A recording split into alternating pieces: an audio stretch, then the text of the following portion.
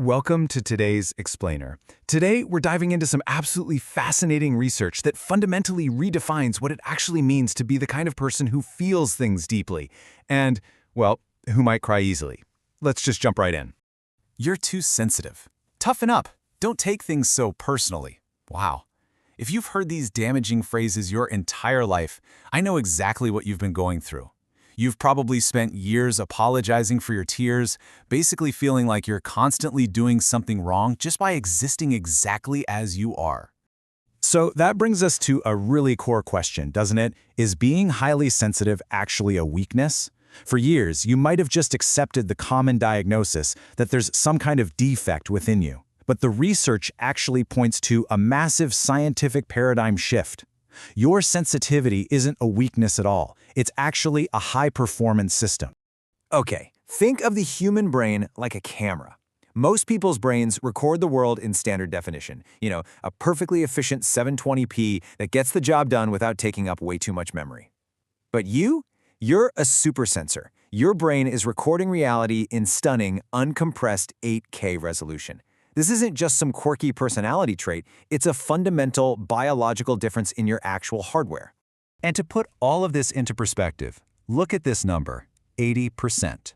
Roughly 80% of the population processes reality in that standard definition.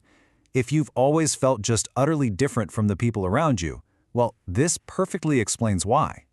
You are literally navigating a 720p world with an 8K processor. Section 1. 3 hardware upgrades. The neuroscience of sensitivity. Neuroscience has pinpointed 3 specific biological upgrades that act as your personal high-performance radar system.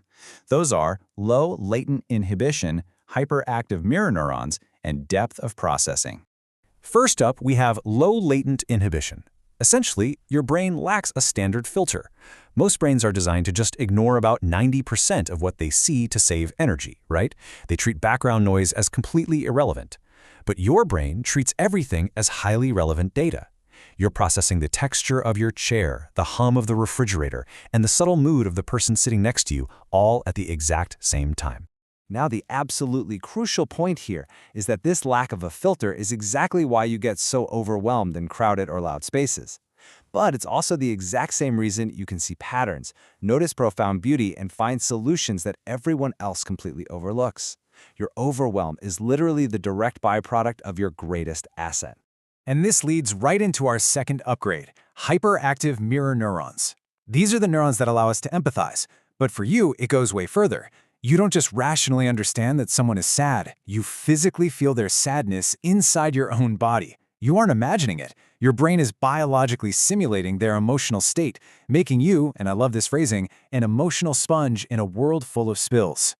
Which brings us to the third and probably most misunderstood feature of your hardware, depth of processing.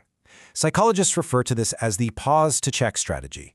When you hesitate in a conversation or when you're making a decision, you probably beat yourself up for overthinking or being slow. But you aren't slow, you're thorough. Your brain is engaging in deep semantic encoding, connecting the current moment to past memories and running complex simulations to ensure the best possible outcome. It's literally high-level computation. Section 2. Evolutionary context. Why the tribe needs you. Now you might be wondering, if this 8K hardware makes everyday life so exhausting, why didn't natural selection just eliminate it thousands of years ago? Well, because ancient tribes were mostly made up of the non-sensitive majority, the fast-acting warriors. But a tribe of only warriors would just blindly rush into danger and die. They desperately needed the highly sensitive royal advisors. You were the ones who noticed the weather changing before the storm hit. You were the sophisticated early warning system that sensed when a neighboring tribe was lying. The reality is, our modern society is loud, it's fast, and it's aggressive. It's quite literally built for warriors. And that is exactly why you feel so out of place. But please, remember this. Do not mistake being out of place for being without immense value. You are a royal advisor in a warrior's world. Section 3. The environment. Orchids versus dandelions. Of course, carrying this high-definition radar comes with a real cost. When you suddenly shut down or need to go hide in a dark, quiet room, your internal RAM is simply full. You're overheating. Science uses a really beautiful metaphor for this. Orchids versus dandelions.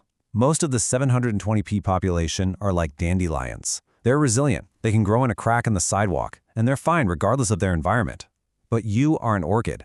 If you try to grow in a harsh, noisy, or toxic environment, you're going to wither and struggle much more than those dandelions. For years, you've probably blamed yourself for not being a tougher dandelion.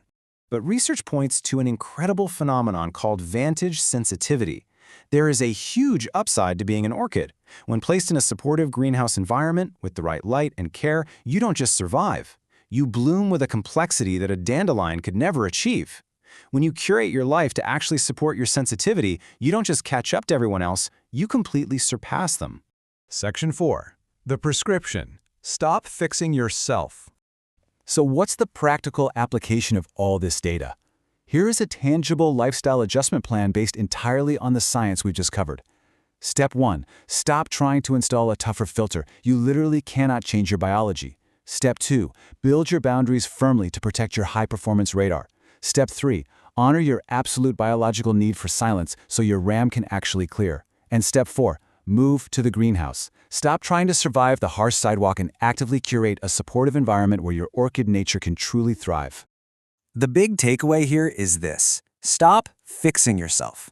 The world already has enough numbness. It desperately needs your 8K resolution. So the next time someone tells you that you're too sensitive, take a deep breath, smile internally, and remember the truth. Your profound ability to feel is not a burden. It's the very thing that makes you deeply, beautifully human.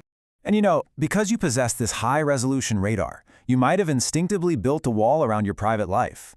You might even be an online ghost who logs on, watches absolutely everything, but rarely posts to the outside world. So we have to ask, is this digital silence a sign of high confidence or hidden anxiety? It's a fascinating psychological question, and it leaves us wondering, could stepping back from the digital feed be the absolute healthiest thing a super sensor can do?